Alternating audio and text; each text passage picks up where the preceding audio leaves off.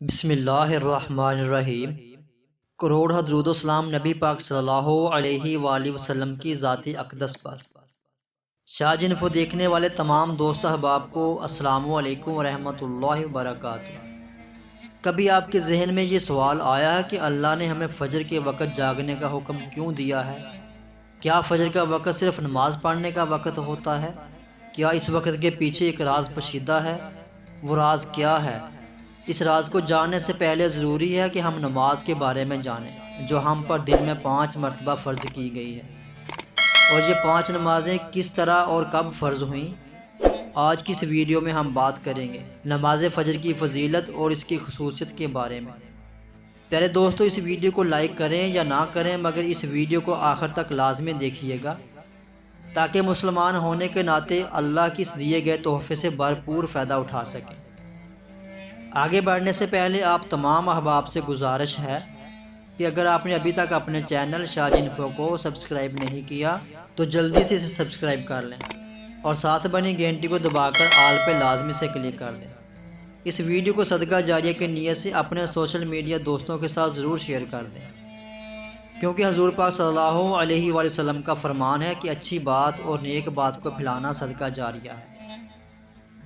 پیارے دوستو، دن میں 5 نمازیں فرض ہونے کے پیچھے بھی ایک شاندار وجہ ہے، جس وجہ کا مظاہرہ سفر معراج میں اس وقت ہوا جب حضرت محمد صلی اللہ علیہ وآلہ وسلم اللہ سے ملاقات کے لیے وقت کے انتہائی مختصر حصے میں 7ویں آسمان سے بھی آگے تشریف لے گئے۔ اس رات اللہ تعالیٰ نے ایک خاص پس منظر میں اپنے حبیب رحمت دو عالم صلی اللہ علیہ وآلہ وسلم کو آسمان پر بلایا اور اپنے خصوصی انعامات سے نوازا۔ اس مبارک سفر میں اللہ تعالیٰ نے اپنے قرب خاص سے نوازا، انبیاء کرام سے ملاقات کروائی، جنت اور دوزخ کا مشاہدہ کروایا، نیکیوں کے اجر و ثواب اور گناہ گاروں کے انجام و عذاب کا نظارہ کروایا۔ اس عظیم سفر میں بہت سے انعامات سے نوازا گیا، جن میں خاص انعام امت کے لیے نماز کا تحفہ بھی ہے، اور قیامت تک انسانوں کو اپنے معبود اور خالق سے قریب تر کرنے کا عظیم تحفہ اور عبادت یعنی نماز اس سفر معراج میں عطا کی گئی۔ معراج کی رات جب آپ صلی اللہ علیہ وآلہ وسلم کو اللہ نے 50 نمازوں کا تحفہ دیا تو حضرت موسیٰ علیہ السلام کے کہنے پر آپ نے اللہ سے 50 نمازوں میں نرمی کی درخواست کی، اور ایسا کئی بار ہوا، یہاں تک کہ اللہ نے امت محمدی کے لیے دن میں 5 نمازوں کا حکم دیا، جس کے بعد بھی حضرت موسیٰ علیہ السلام نے آپ صلی اللہ علیہ وآلہ وسلم کو 5 نمازوں میں کمی کے لیے اللہ کے پاس ایک بار پھر جانے کا مشورہ دیا۔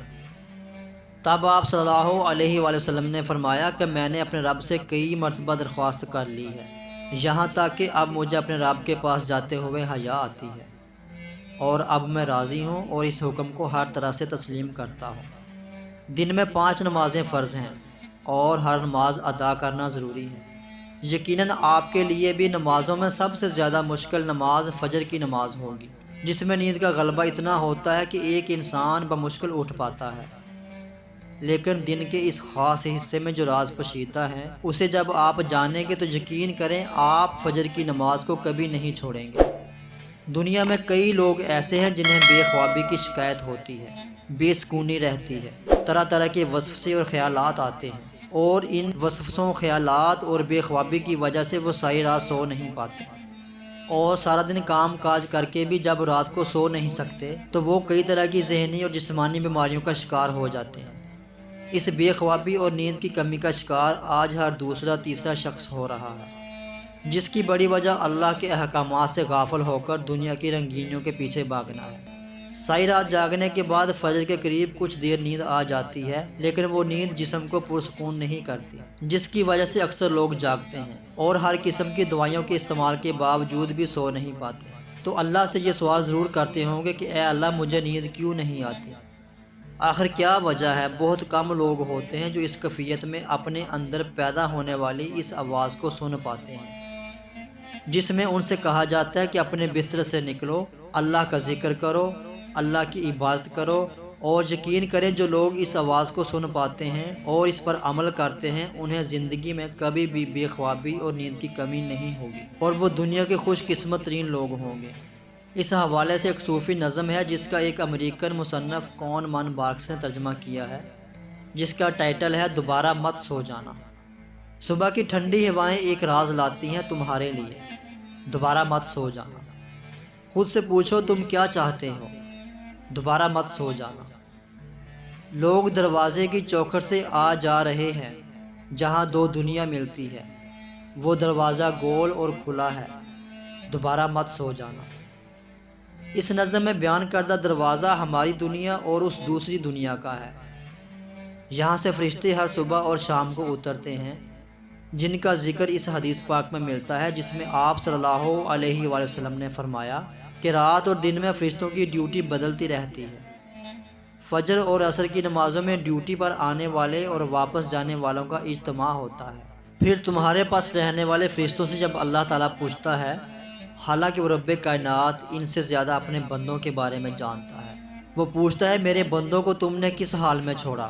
تو فرشتے جواب دیتے ہیں کہ ہم نے جب ان کو چھوڑا تو وہ فجر کی نماز ادا کر رہے تھے، اور جب ان کے پاس گئے تب بھی وہ عصر کی نماز ادا کر رہے تھے۔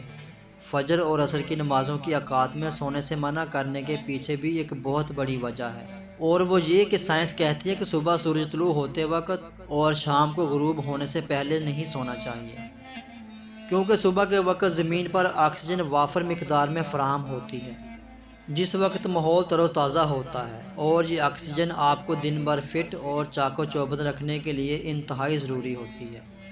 تو جو اس وقت سو جاتا ہے وہ اس تازہ آکسیجن سے محروم رہ جاتا ہے، اور عصر کے وقت زمین پر آکسیجن کی کمی ہو جاتی ہے۔ اگر کوئی عصر کے وقت سوتا ہے تو اس کو آکسیجن کی فراہمی کم ہوتی ہے، جب وہ جاگتا ہے تو اس کے سر میں درد اور طبیعت بوجھل ہو جاتی ہے۔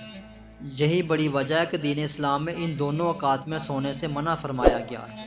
رسول کریم صلی اللہ علیہ وآلہ وسلم نے فرمایا، طلوع آفتاب سے پہلے اور غروب آفتاب سے پہلے نماز ادا کرنے والا جہنم میں ہرگز داخل نہیں ہوگا۔ نماز فجر کے بارے میں ایسے بے شمار فضائل اور بھی ہیں جن کو ہم نہیں جان سکتے۔ اگر انسان ان کو جان لے تو زندگی بھر نماز میں کوتاہی نہ کرے۔ رسول کریم صلی اللہ علیہ وآلہ وسلم کا فرمان ہے کہ اگر لوگ عشاء اور فجر کی فضیلت کے بارے میں جان لیں تو وہ ضرور بلا ضرور ان نمازوں میں حاضر ہوں، چاہے ان کو خود کو گھسیٹتے ہوئے ہی آنا پڑے۔ اب آپ خود اندازہ کیجئے کہ ایک طرف ان دونوں نمازوں کی کتنی فضیلت اور اہمیت ہے تو دوسری طرف ان کی ادائیگی میں کتنی سستی اور لاپرواہی برتی جاتی ہے۔ اللہ تعالی ہم سب کو 5 وقت نماز ادا کرنے کی توفیق عطا فرمائے۔ دوستو، امید کرتے ہیں کہ ہماری آج کی یہ ویڈیو آپ کو پسند آئی ہوگی۔ اس ویڈیو کے حوالے سے اپنی پسندیدگی کا اظہار اس ویڈیو کو لائک اور شیئر کر کے ضرور کیجئے گا۔ آخر میں دعا ہے کہ اللہ پاک ہمیں نیک اعمال کرنے کی توفیق عطا فرمائے، آمین ثم آمین۔ اس ویڈیو کے متعلق اپنی رائے کمنٹ سیکشن میں ضرور دیں۔ دوبارہ ملیں گے ایک نئی معلوماتی سبق آموز اور اسلامی ویڈیو کے ساتھ۔ اللہ ہم سب کا حامی و ناصر ہو۔